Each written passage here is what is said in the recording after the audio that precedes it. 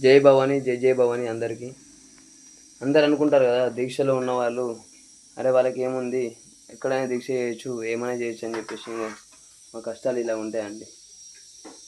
మేమే వండుకోవాలా, మేమే చేయాలన్నమాట. అది మా ఉన్న దీక్ష. ఎందుకంటే అమ్మవారి దీక్ష అంటే మామూలు దీక్ష కాదు. మీరే చూస్తుండండి.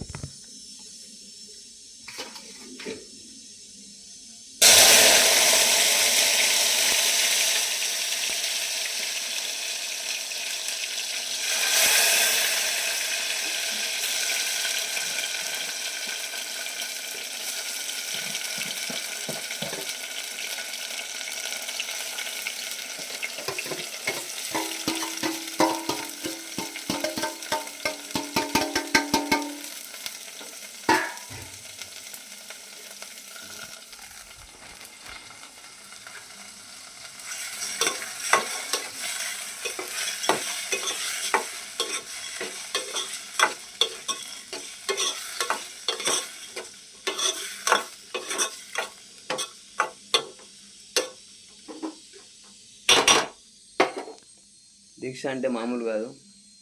దేవునితోటి జోకులు ఎవ్వరు ఆడొద్దు.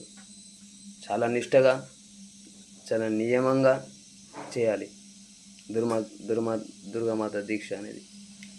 ఓకేనా? దుర్గామాత దీక్ష అనేది చాలా నిష్టగా, నియమంగా చేయాలి.